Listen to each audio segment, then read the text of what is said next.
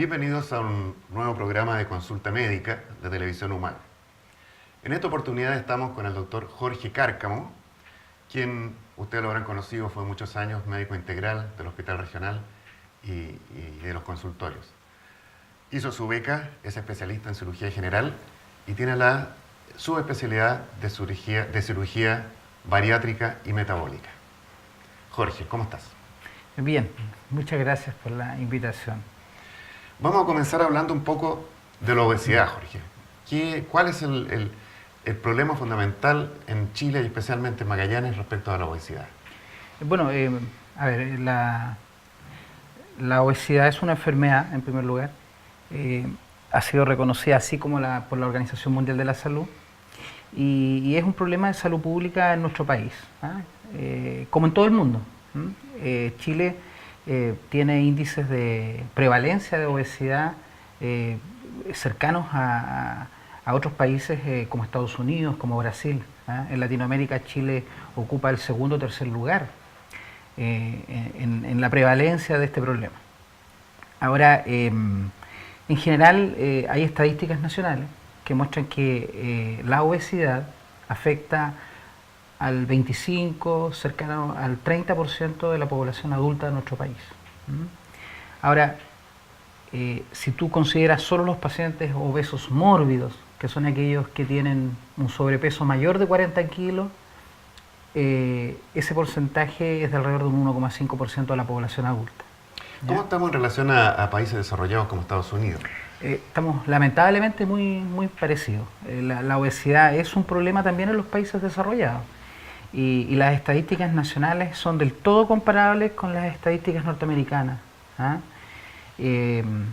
Ahora, cuando uno, por ejemplo, considera el sobrepeso, ¿no es cierto?, la obesidad y la obesidad mórbida, vemos que el 60% de la población chilena tiene el problema. 60%, 60% de la población chilena. Cosa que en Estados Unidos, tengo entendido, se demoró muchos años en llegar a ese sobrepeso, a esos índices catastróficos que tienen actualmente, claro, y que Chile fue muy poco tiempo. Exactamente.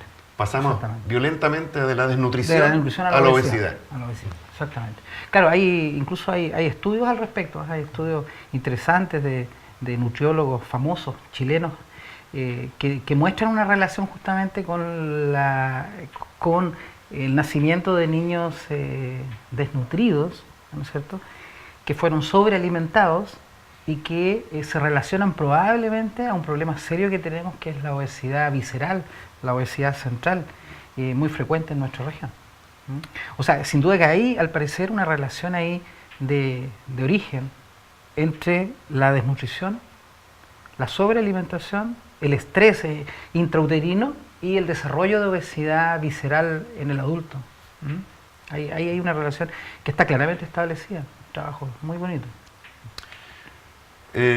Tú trabajas en la Clínica Magallanes, sí, estás de director del centro, ¿cuál es el nombre? Centro Integral de Tratamiento de la Obesidad. Centro Integral de claro, Tratamiento de la Obesidad. Claro, tratamos la idea de este centro, porque uno siempre, en este momento está muy de moda la cirugía de la obesidad, pero la verdad es que este centro, más allá que ser un centro eminentemente quirúrgico, es un centro que quiere tratar esta enfermedad en forma un poco más integral, porque entendemos que la cirugía es un elemento más dentro de muchos que uno tiene para tratar un problema que es muy complejo, Cuesta creer, a mí incluso como cirujano, que un procedimiento de 2 horas en un pabellón va a solucionar un problema que tiene años en un paciente y que tiene múltiples causas genéticas, causas ambientales, alimentarias, sedentarismo, etc. Entonces, la idea de nuestro centro es abordar este tema en forma integral, con profesionales de diferentes especialidades y que enfocan esta enfermedad como un problema integral en la persona. El paciente obeso no es un paciente quirúrgico, no es un paciente exclusivo de la nutricionista, no es un paciente exclusivo del preparador físico, del kinesiólogo. Es una patología que debe ser abordada de todos los puntos de vista. Eso ha demostrado a lo largo de tiempo tener algún grado de éxito en el tratamiento de la obesidad. nosotros no inventamos esto, nosotros estamos reproduciendo lo que es la experiencia mundial, po, ¿ah? Y lo que ha demostrado ser realmente efectivo. No es útil esto de que el paciente, por ejemplo, acude a un cirujano, se opera y se olvida del problema y sigue su vida normal. Es decir, su vida deja de ser normal o por Claro. lo menos deja de ser lo habitual que era, lo que era Claro, antes de, claro. de operarse, evidentemente. Debe haber aquí un manejo integral pre, peri y postoperatorio, prolongado. De modo entonces que no todos los obesos son candidatos a cirugía, ni la cirugía es la solución a su problema, Exactamente. a no ser que sea manejada en forma integral. Exactamente. Yo diría que del grupo de pacientes que a mí me toca evaluar y que habitualmente llegan espontáneamente al cirujano, yo diría que uno opera alrededor del 10%, al estar más cercano, alrededor del 8% de los pacientes que entran a mi consulta terminan siendo operados. ¿Mm? Tampoco, ¿eh? Claro, porque realmente el grueso de los pacientes, la gran mayoría de los pacientes que consultan, pueden ser manejados con otras alternativas de tratamiento. O muchos de ellos llegan con la idea de operarse y cuando uno les cuenta lo bueno y lo malo de esto de operarse, optan por un tratamiento de tipo médico. ¿Mm? ¿Ah? Ahora, en los pacientes que se operan, ¿qué tipo de operaciones hay? Porque la gente dice, yo me quiero hacer un bypass, Claro, yo me quiero poner un balón. claro. Entonces, como que van claro, a pedir la exactamente. cirugía que ellos quieren. Claro, y la gente también que no conocen este tema, hablan de corcheteo frecuentemente. corcheteo, Me voy sí. a corchetear el estómago. Y la verdad que el corcheteo el corchete es un instrumento que uno utiliza para hacer 15 o 20 cirugías diferentes. ¿Ah? Pero el concepto general, diría yo, es que la cirugía de obesidad es lo que uno hace con la cirugía de obesidad, uno modifica la anatomía del tracto gastrointestinal. ¿Ah? ¿No es cierto? El aparato intestinal el aparato gastrointestinal tiene varios segmentos y uno con lo que hace con la cirugía de obesidad es actuar fundamentalmente sobre el estómago y los intestinos. Y lo que uno hace es modificar la anatomía de estos segmentos.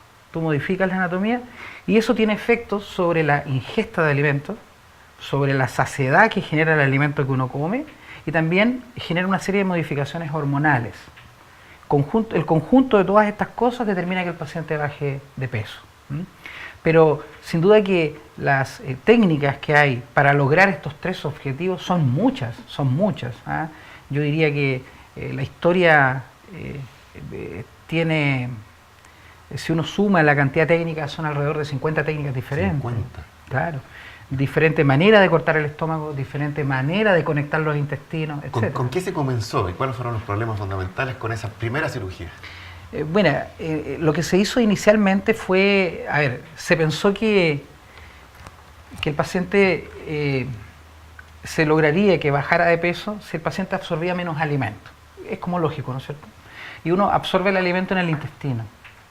Entonces las primeras cirugías consistieron en resecar segmentos de intestino, grandes segmentos de intestino, o técnicas que bypaseaban estos intestinos, vale decir, Cortocircuito. claro, cortocircuito. En el fondo no resecaban, no extirpaban el trozo, pero sí hacían que 2 o 3 metros de intestino no recibieran el alimento.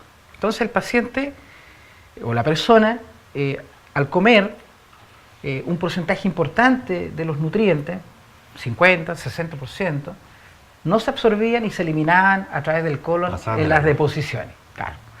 Ahora, eso fue muy exitoso desde el punto de vista de la baja de peso, porque los enfermos bajaban 40, 50, 60 kilos, pero con esas técnicas que se llaman mal absortivas, aparecieron los efectos secundarios. Y los efectos secundarios se producen porque se pierde la grasa, que es bueno que se pierda, ¿no es cierto? Se pierden parte de los hidratos de carbono, pero también se pierde calcio, se pierde fierro, se pierde otros micronutrientes, microelementos que son esenciales para la vida de la persona, vitaminas B, ¿no es cierto? Vitamina K. Entonces aparecieron, producto de estas cirugías, cambiamos la obesidad por la desnutrición. Y desnutrición que llevaba a la muerte de los pacientes. Por ejemplo, por infecciones o por insuficiencia hepática, insuficiencia del hígado. Entonces, todo ese periodo fue muy triste porque realmente nos demostró que las cirugías meramente mal absortivas no eran el camino, porque tenían un porcentaje altísimo de complicaciones. Y de ahí, bueno, la medicina, la cirugía fue evolucionando y se fueron dejando segmentos de intestino más cortos, ¿no es cierto?, para que la mala absorción producida sea menor. Y se asoció también ya técnicas que abordaron el estómago, como un órgano que también puede ser operado, que puede ser disminuido de tamaño, etc.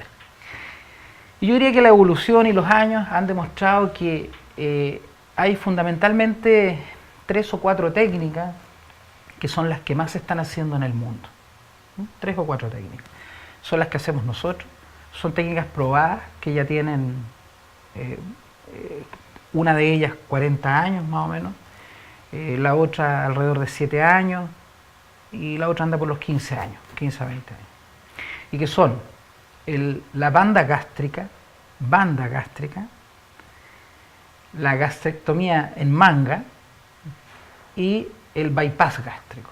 Yo diría que esas 3 técnicas son hoy por hoy las técnicas quirúrgicas que más se hacen en el mundo, que más se hacen en nuestro país y que son las que uno podría decir que están validadas a nivel mundial. ¿Validadas por qué? Porque conocemos sus resultados y conocemos las complicaciones que tienen a mediano y largo plazo.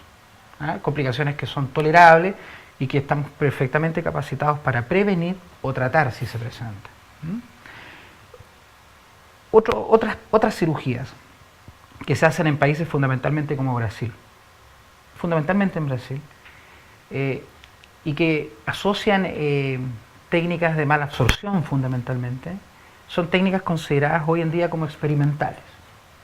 ¿Experimentales en qué sentido? De que no sabemos con seguridad qué complicaciones van a tener a 10, 15 o 20 años. Porque no han pasado todavía todo esto. No han pasado el tiempo. En el fondo, ese es el punto. Ahora, tú nombraste el balón. Sí. El balón no es una técnica quirúrgica. El balón es un globo que se pone dentro del estómago, que ocupa lugar y por lo tanto genera saciedad. O sea, el paciente quiere comer, pero su estómago ya está ocupado. Entonces genera mucha náusea. Pero el balón está pensado para dejarlo en el estómago 6 meses y después tú lo sacas. Por lo tanto, es un manejo transitorio. Es un manejo muy para una parcial. Para bajar 20 kilos y bajaste 20 kilos y te lo sacas. Exacto. Claro, el problema es que después si sigues comiendo y vuelves a comer porque ya no está el balón, vuelves a subir. Claro. Y es lo que ocurre en el 90% de los casos. Claro. Entonces, no es considerada una técnica quirúrgica y probablemente no es una buena técnica para el tratamiento de la obesidad. Jorge, en cuanto se habla mucho de que esta cirugía bariátrica o cualquiera de sus técnicas cura la diabetes. ¿Qué me puedes decir de eso? ¿Es verdad que cura la diabetes? Mira, uno tiene que ser claro y decir que no. Porque hablar de cura de diabetes es un tema complejo.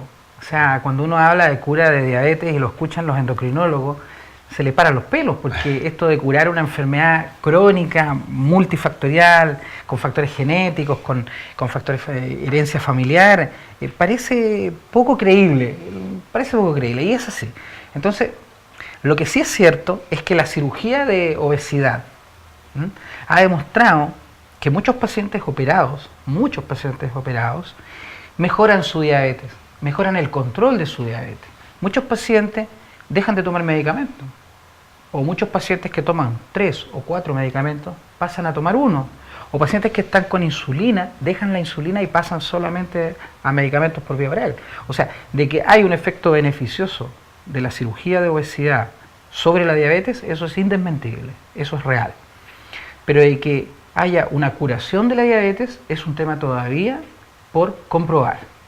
Hoy en día, los grupos quirúrgicos, las sociedades científicas, incluso la Sociedad de Cirugía Bariátrica y Metabólica, prefiere hablar de remisión de la diabetes. Remisión, o sea, el paciente deja de tomar medicamentos, se normalizan sus glicemias, remitió la diabetes, pero no sabemos con seguridad cuánto va a durar ese periodo. Obviamente, lo que dure es bueno para el paciente, sean 3 años, sean 5 años. Yo revisaba hace un par de semanas atrás trabajos que están saliendo en la literatura médica en los últimos 3 meses, diría yo, que muestran que la cura, entre comillas, de la diabetes inducida por la cirugía a 5 años plazo, cuando esos pacientes son reevaluados a 5 años, hay una recurrencia de la diabetes de alrededor de un 50%. ¿Ah? O sea, esta cura sería en realidad una remisión. Una remisión. ¿Cuánto tiempo? Va a depender de muchos factores que todavía no conocemos y que deben ser estudiados. O sea, la diabetes es como los volcanes. La diabetes sí queda ahí, puede Claro, apagarse, puede estar un tiempo sin manifestarse, pero está. Lo que yo le digo a mis pacientes es como la obesidad. Uno opera a un paciente, baja de peso, pero el paciente sigue siendo obeso. Su estructura fisiológica, su estructura mental, sigue siendo un paciente obeso. Entonces la posibilidad de recurrencia de la obesidad igual es real. Sí, O sea, claro. hay un porcentaje de fracaso que es significativo. Una última pregunta, Jorge, y un tema que nos interesa especialmente a los pediatras. ¿Qué tan efectivo o en qué caso estaría indicado la cirugía bariátrica en niños y adolescentes? Ese es un tema controvertido porque en general la cirugía en los extremos de la vida, tanto en los pacientes mayores y sobre todo en los niños, adolescentes, es compleja. Porque probablemente también uno como médico, a uno le cuesta mucho que a un paciente se le complique, ¿no es cierto? Una complicación quirúrgica afecta mucho al profesional. Eso en un niño es 10 veces mayor. Primera cosa, o sea, ya hay una reticencia de uno como cirujano a operar a adolescentes y niños de poca edad. Tenemos que pensar que, entre comillas, estos niños llegan sanos a operarse, entre comillas, o sea, ellos están jugando, llegan a un pabellón y se operan. El asumir una complicación en un niño es complejo para uno, complejo para la familia, complejo para la sociedad entera. Entonces ya hay una, yo diría que una reticencia a operar a adolescentes. Por lo tanto, uno de los que, de este grupo que podría tener indicación quirúrgica, uno los filtra mucho, ¿ah? Y uno los filtra mucho. Otro problema que yo he visto en la cirugía de los adolescentes es la poca cooperación de parte de ellos. Son niños niños aún, que no están maduros en muchos aspectos de su personalidad, digamos, de su vida, y que les cuesta mucho adherir a los tratamientos. Y como esta cirugía no es solo las 2 horas de pabellón, como te he dicho, es el posoperatorio y es el cambio de hábitos, eso cuesta en un adolescente. Y uno lo ve. Me ha tocado operar a algunos adolescentes y habitualmente uno le habla a los niños y los niños no lo miran a uno. No. Es como si uno tuviera... Entonces es bien complejo, hay que elegirlos muy bien. Ahora, que hay adolescentes que se pueden beneficiar con la cirugía, sí, pues. Y probablemente son aquellos que tienen obesidades complejas, de muchos kilos, de larga evolución y que se asocian a enfermedades, ¿ah? Hipertensión, ¿no es cierto?, resistencia a insulina, grados variables de diabetes, etc. Así como los adultos, los niños también tienen comorbilidades con la obesidad que dañan su vida a futuro, ¿no es cierto? Ellos se benefician con la cirugía, pero probablemente uno es mucho más estricto y más selectivo en la elección del paciente que va a operar, para lograr lo que queremos, que es obtener buenos resultados. ¿Qué vislumbres tú hacia el futuro? ¿Va a haber algún avance especial en cuanto a la cirugía bariátrica? ¿O Yo creo estamos que ya, tú crees, en un punto que no hay posibilidad, o no se vislumbra ningún avance? Yo diría que, mira, yo creo que el futuro, a mí me cuesta creer que nos quedemos con esta cirugía que estamos haciendo hoy día. Yo creo que es una cirugía extremadamente mutilante, ¿ah? Yo creo que es una cirugía que tiene buenos resultados cuando el paciente es un paciente cooperador, pero que cuando las complicaciones se presentan son desastrosas, ¿ah? Y pueden generar la muerte del paciente. Entonces, me cuesta creer que esto sea el futuro de la cirugía bariátrica. Yo creo que el futuro de esto va por los procedimientos endoscópicos, ¿ah? Procedimientos que no van a ser con heridas operatorias, ¿ah? Que probablemente van a ser ambulatorios, con quizás algunos sin anestesia, y que van a consistir en la instalación de dispositivos que van a producir los mismos efectos que genera hoy en día una cirugía donde uno tiene que cortar segmentos del tracto gastrointestinal.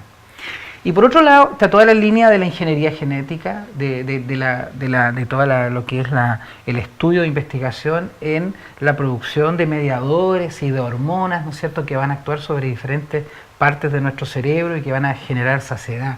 Probablemente por ahí va, yo creo, el futuro del tratamiento de la obesidad, del tratamiento ya cuando el paciente es obeso, porque sabemos que lo básico es la prevención. Pero el paciente que ya tiene el problema, probablemente a futuro tengamos alternativas no quirúrgicas que van a ser igual o quizás menos efectivas, pero con menor porcentaje de complicaciones. Jorge Cárcamo, muchísimas gracias. Ya, pues. Como ustedes ven, ha sido un tema apasionante. Sí, Este ha muy sido interesante. un nuevo programa de consulta médica de Televisión UMAG. Muchas gracias.